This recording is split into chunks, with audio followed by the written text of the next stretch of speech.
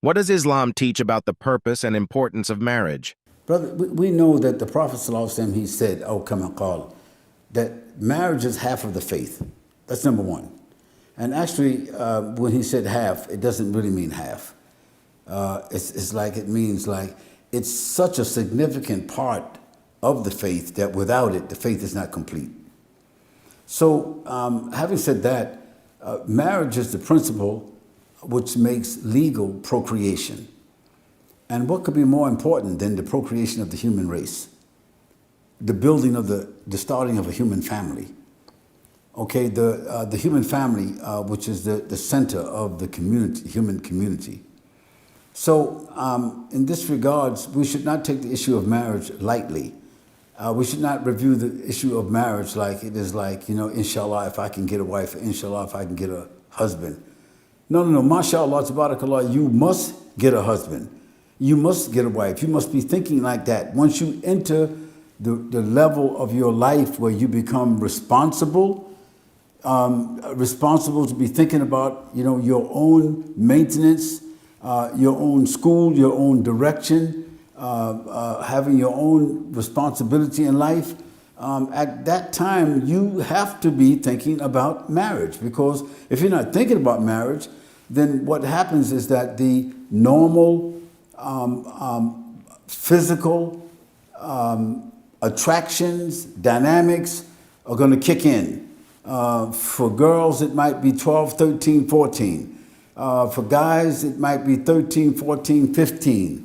And maybe some people might ask, well, why is it a little bit slower for the guys? Because girls are simply faster than the boys. That's it. And why? That's not our subject today. It's just to let you know that in most cases, girls know much more about what they want and who they want before the guys do. And so young people should start thinking about marriage, you know, when they enter high school. They should be thinking about marriage. Girls are going to be thinking about boys, and boys are going to be thinking about girls, regardless of what their parents say. Doesn't matter whether they're niqabi, hijabi, whether they're muttaqi, you know, whether they're mutawwi', or they come from a good family, bad family. Doesn't matter. The physical issues, the psychological issues, the social issues are going to drive them towards wanting to be with the opposite sex. So we need to prepare them for that. Even our Prophet ﷺ said, you know, when your girls reach the age of menstruation, make preparations for them. That doesn't mean give them away when they menstruate. Girls can start menstruating at 10, 11, 12 years old. Doesn't mean that give them away or prepare them for marriage. Doesn't mean that. It just means that that's a sign for the parents to begin programming them, preparing them, seeding the ground or the soil for them about this important issue. For boys, a father, he knows when his son is entering that area. A father will know, especially early in the mornings. The father will know when his son's voice starts to change. The father will know, you understand me, in many different ways. So the father and the mother have to be on point to watch for these things. And when they watch for those things, they need to start preparing those children for leadership, for responsibility. You know, we know that the companion of the Prophet ﷺ, his name was Zayd, who was the son of, Usama, who was the son of Zayd, radiallahu anhuma. You know, he was chosen by the Prophet ﷺ to be the head of the military army, the whole military. When he was 15, the Prophet ﷺ selected him, and when the Prophet ﷺ passed away, he was 16, sallallahu alaihi wasallam. He was 16 and he was the head of the Jaysh. This means he was a man. He was able to assume leadership. So then what about marriage? Marriage is very important, and it's not something that should be casually looked at or delayed unnecessarily by the parents and procrastinated upon by the young people. How can parents be part of their child's marriage journey while still allowing them to choose their own partner? Parents got to keep it real, not cultural. You know, your culture, the geography or the topography, or, you know, the place where you were born, your language and your cultural dynamics and all of that there, your tribe, your people, your language, the temperate, your history and all those things, they do matter. But they should not be overridden by the normal inclinations that young people have. So therefore, a mother and a father need to think about when they were 15 and 16, if they can. And not think about being mom and dad all the time. You're not mom and dad. You happen to be mom and dad. But there was a time when you was not mom and dad. You had a mom and dad. So you need to think about that time and think in reality. When I say keep it real, go inside your daughter's room, mothers, and sit on her bed and try to think about her, how she feels when she's going to school, how she feels when she comes back to school, how she's talking, how she's looking, her temperament, her behavior, her manners, how she's looking. You gotta be able to anticipate almost. You gotta be able to transcend your age to become like her and start thinking and making preparations for her. And dad, you gotta think the same thing. Watch your son when he goes to school and when he comes back home, if you happen to be there. Talk to your son like a friend, like his homeboy. Walk with your son. Drive past and see how he's interacting with his friends. Look at his clothes. See how his clothing has changed from when he was 10 to now he's 13. Check his voice, his mannerisms. Look around his room. You can smell his body. You can see, you understand me, he's a different guy. And you got to take the time to do that. And you got to sit in his room and imagine you're being him if you can. And you got to make preparations for him as a friend, not as a father. We're not talking about regulating. We're not talking about setting rules and boundaries, telling them it's like this, it's like that, this is what you're going to do, this is what you can't do. Well, you can do that, but you got to learn to do that from the back seat. If you're really smart and sensitive in the world that we're living in, because guess what? The children that are 13 years old and they got a phone, they got Wi-Fi, they are at least 5 years faster than they was before there was phones and Wi-Fi. So be fair, be just, be nice, be sensitive. Put the culture to the background if you're able to. And if you can't put the culture to the background, you're going to cloud everything. You're going to cloud the reality with the cultural issues. And you're going to cloud your relationship with your children by setting too many rules and standards and all that. They know your mom. They know your dad. They know their rules. They know what Islam says already. You don't got to keep on playing that part. What you got to do now is be wise, be sensitive, be resourceful. Learn to be more friend than mom and dad before they leave you. Because children are leaving the parents faster nowadays. When I mean leave you, maybe they're going to be inside your house, but they're already gone. So, mom and dad, you got to think about these things. May Allah make it easy for you. How can we as a Muslim community do a better job preparing our youth for healthy and happy marriages? Well, first of all, we got to think about what happens outside the masjid. We got to stop playing this masjid game, this masjid role. How are we going to be inside the masjid? Practicing the sunnah inside the masjid. Saying all the right things inside the masjid. Crossing all the T's and dotting all the I's, inside the masjid. قال الله سبحانه وتعالى وقال رسول الله صلى الله عليه وسلم, and the fiqh of this and the fiqh of that, and the aqidah and the tafsir and the rules and the regulations, and the scholar said this and the scholar said that. All that's good in the masjid.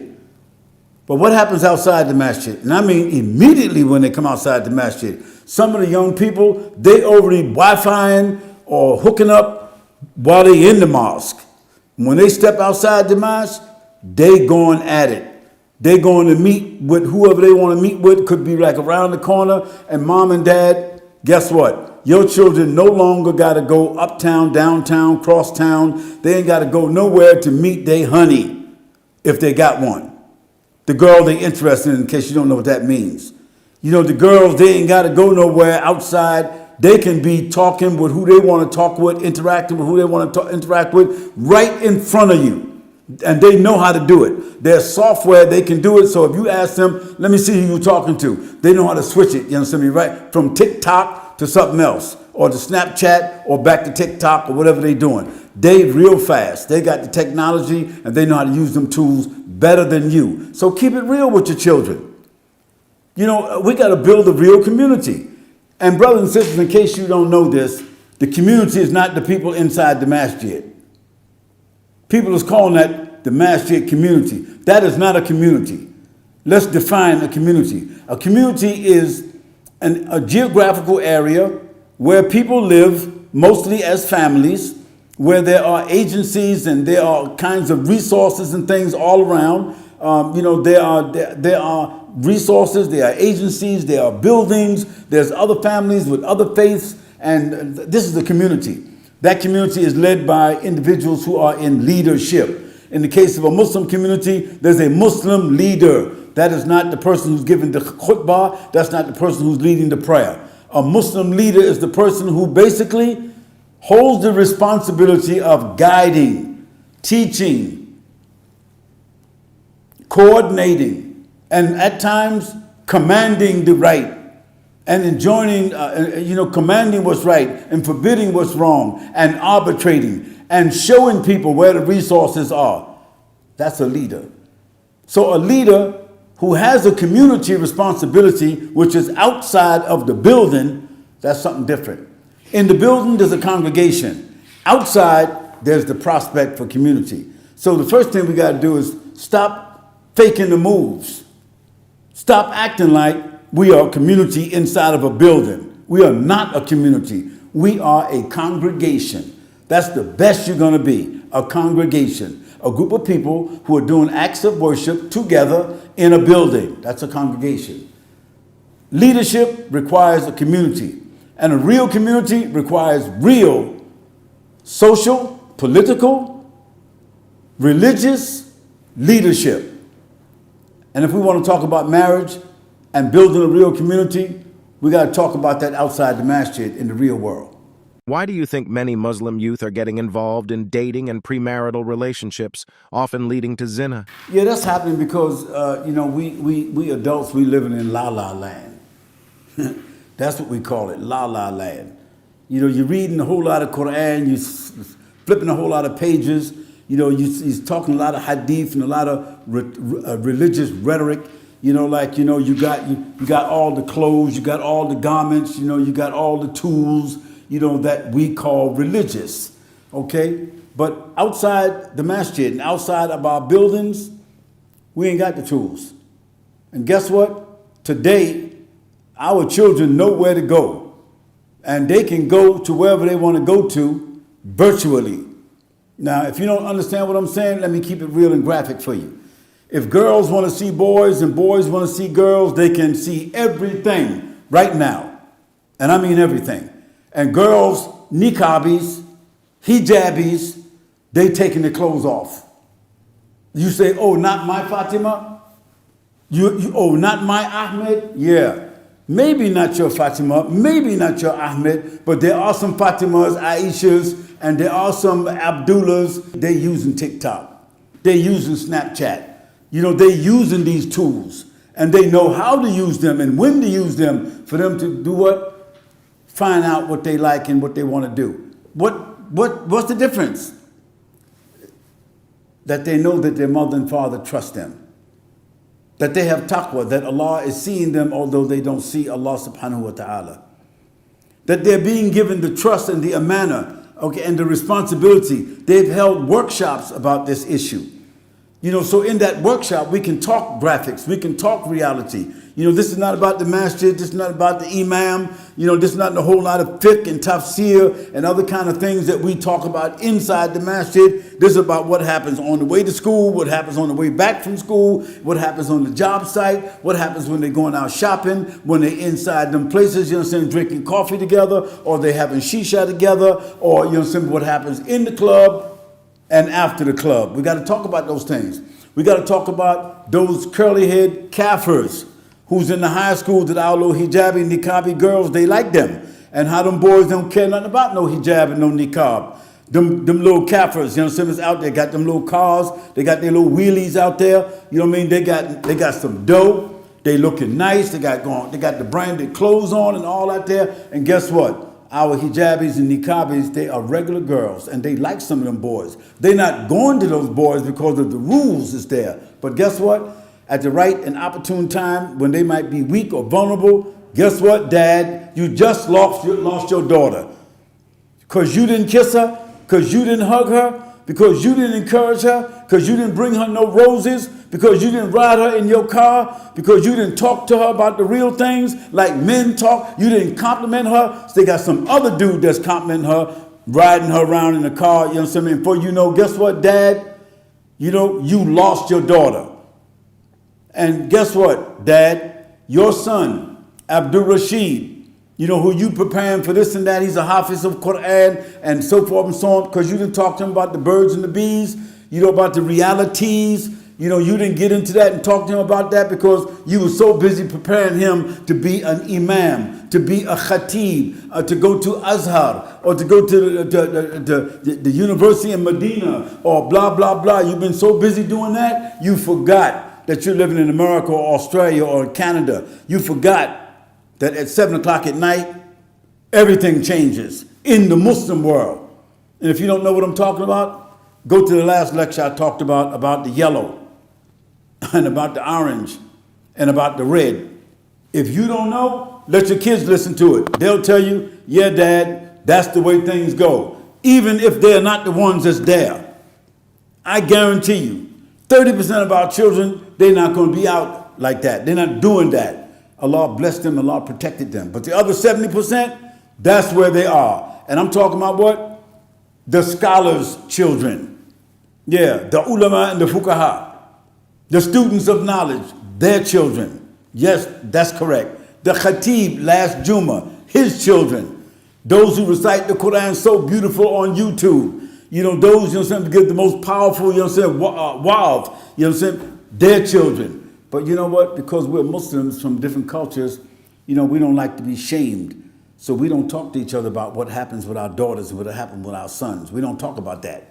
You know, but guess what? When you travel around the world, you know, and you're from America too, you can't hide nothing. You know that these are the things that take place. So, brothers, you know, there's some things that's happening right now that if we're not on top of things, guess what?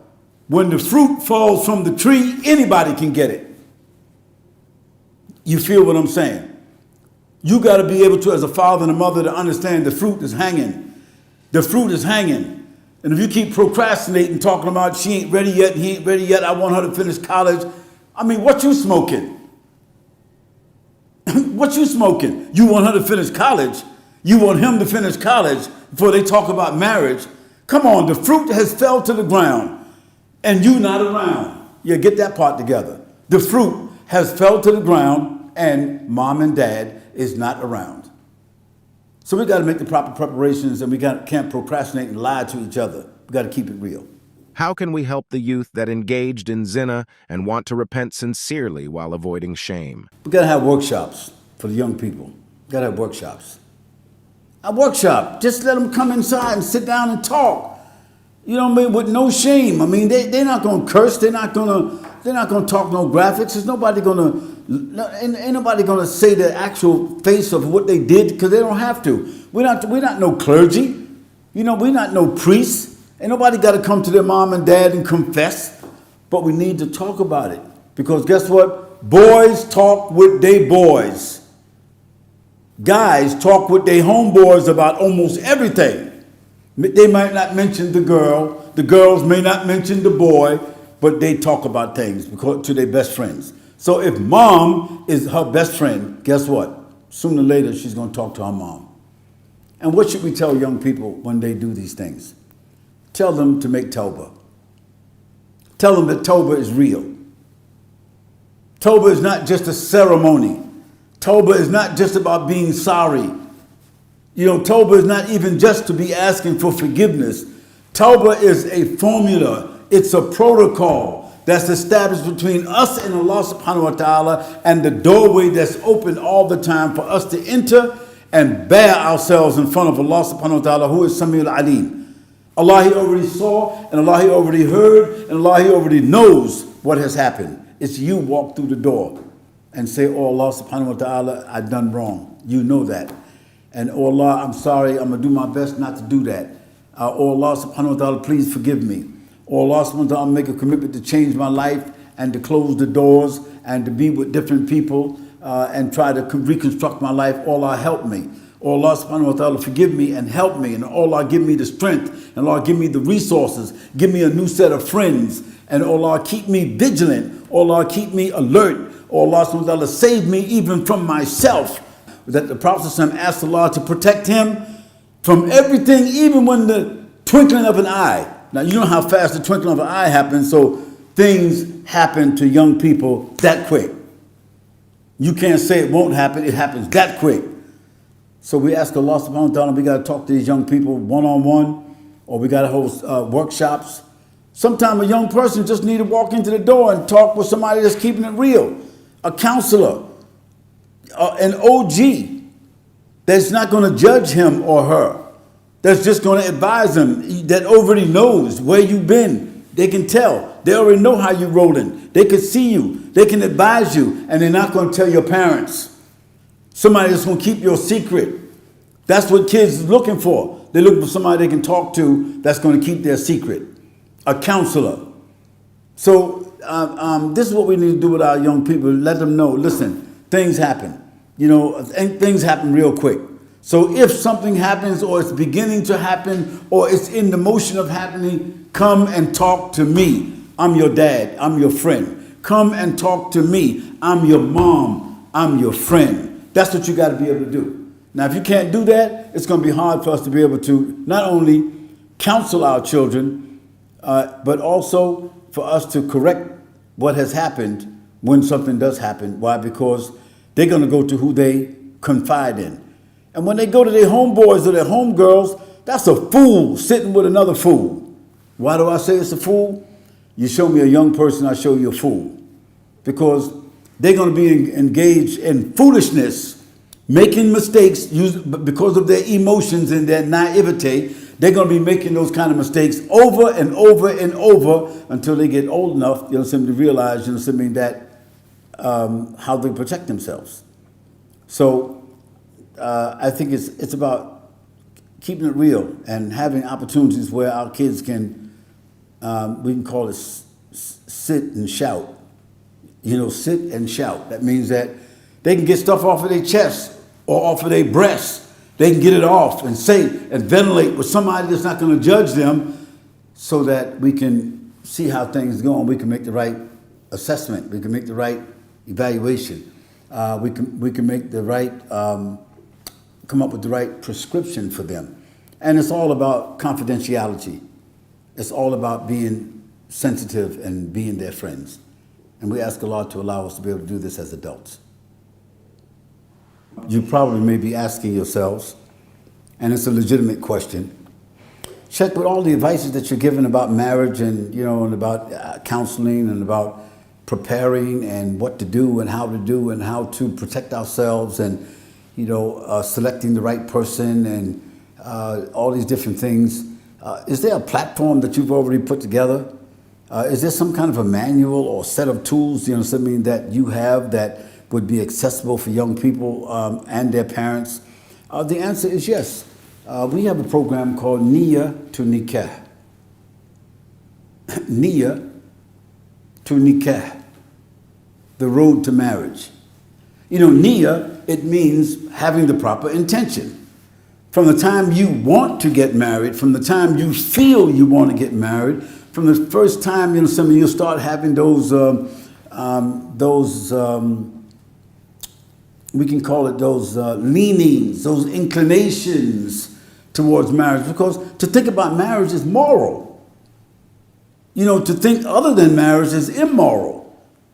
To make preparations for marriage, that's halal. That's like wajib. But to start thinking and planning on how you want to see and who you want to see and what you want to do and all that, that's haram. That's leading to the haram. It's wrong. It's immoral for you to be thinking like that. Okay? And it's haram where it's going to lead. So, niyyah, the correct niyyah, to nikah, the enjoyment. That's what the word nikah means. Doesn't mean marriage. Nikah is a part of marriage. It means enjoyment. So niyyah to nikah, the road to marriage. Myself and my colleagues, we developed this platform probably formally about 20 years ago. We've been using the platform, talking about the platform, presenting the tools and components of that platform for the last 20 years. And so as a result of that, alhamdulillah, we have facilitated more than 2,000, 3,000 people to get married in different places in the world when they were having problems. They didn't know how to formulate the nikah. They were having problems developing the nikah and coming to some agreement with their parents. You know, the parents was talking cultural. The kids was talking reality. They wanted to get married, but then the parents are saying, no, you got to marry a Bengali, you got to marry a Pakistani, you got to marry an Indian, you know, you got to marry a Saudi, somebody from the Khalij, a Khaliji, you got to marry an African, you got to marry a Bosnian, you know, you got to marry who we think you should marry. And I'm not saying that children should not be inclined towards whatever the parents recommend. They should. It's a fact that most arranged marriages, they last longer than the ones that young people formulate for themselves. I'm going to repeat that. Statistically, the proof is that most marriages that are arranged between the parents, they last longer than marriages that are arranged between other than the parents. That's a fact. But now, in terms of the ratio of that, we can kind of like say maybe 70-30, 60-40. So what about those young kids who happen to meet each other in high school and they love each other? And they're now in college, they love each other. But guess what? They're of different tribes or races or ethnicities or back cultures, and they love each other and they know each other. They've been talking, they've been writing, they've been dating, you know, they've been seeing each other without doing anything haram. And they know now, that's the one I want to marry. But the parents are saying, no, absolutely not. Well, there's a big problem there. There's a big problem. And that problem is that, you know, so I mean, the fruit is already hanging and they already hanging. You feel me? The fruit is hanging and they hanging. And soon they're going to be banging. You know, if the parents is not smart enough and can put their cultural pride to the side, okay, and facilitate these young people to get married, even though they're from different ethnicities, different cultures, they are the 30% or the 40%. So, our brothers and sisters, we've been dealing with these problems because, you know, I'm from America. And in case you guys don't know, the African Americans or the indigenous Muslim Americans, you know, those that were born Christians, you know, we came into Islam. We had a taste of the Jahiliyyah. And even our children have a taste of the Jahiliyyah because it's right at the steps. And to keep it real, because we had a taste of the Jahiliyyah, we understand it better than most people, you know, who are born Muslims. And so it is that way Allah He wrote it. I didn't write it, just the way Allah He wrote it. That sometimes we have a better insight about these issues than people who are cultural Muslims, that is born within the Muslim family and all of that there. So niyyah to nikah, it's not my thing. It's not a different fiqh. It's not a madhab. It's not a bunch of rules. It is where we do intake. We do intake on a prospective bride or groom. You know, an intake means that we take not their CV or their resume. That's just where it starts at. We do an interview. We find out who are they, who are their parents, what's their background, what's their age, what kind of work do they do, you know, what's their inclinations, what's their social circles. You know, are you seeing somebody right now? What stage are you in? And the seeing somebody, have you selected somebody? Has somebody selected you? Are you in some social media platforms or groups or whatever the case might be? Have you talked to your mom and dad about this here? Have you looked into the background of that person? Do you have a wali? In the case of the brother, do you have somebody who can act as a representative for you? So all those kind of questions come up in the intake. After we do the intake, girls and boys, we put it into a database. Yeah, we put it into a database that we control. You know, a database that we designed. We put all that into a database. Why? Because it's a matter of confidence. Your children can go to a bank and open up a bank account and have their own PIN code. Guess what, dad and mom? Yes, they can.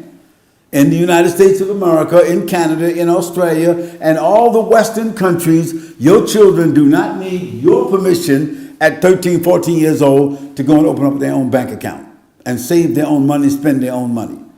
They also don't need to come to you and tell you that they're talking or thinking about getting married. They should, but in many cases, they don't want to because there's too many cultural barriers in place.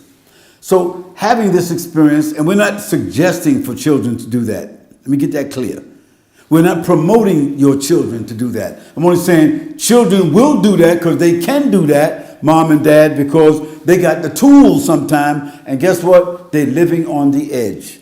And when they're on the edge, mom and dad, and you don't catch it, like I said before, you don't catch it because you're not sensitive, you in cultural la-la land or whatever you want to call it, the grapes fall to the ground. The fruit falls to the ground. And it still remains fruit, it still remains fresh, but now it's on the ground for anybody to pick it up and consume it. Don't wait for that. So we have Lifeplan GPS, and you can go to KhalidYassin.com. Go to KhalidYassin.com. You can register there, and you want to do the intake. We don't have to see you. We don't have to meet you. If you have confidence in me and my staff, we can do an intake on the computer, right there, virtually, and then after that, we can start moving towards, we can help you formulate your niyyah. And we can start the protocols and steps towards selecting a prospective spouse and leading toward your marriage, contacting your parents, contacting your wali, assigning you a wali if you don't have one, assigning you, a coordinator if you don't have one, and so that you can get married, and then after that you can get your enjoyment, nikah. So go to KhalidYassin.com and we'll start the process for you, inshallah.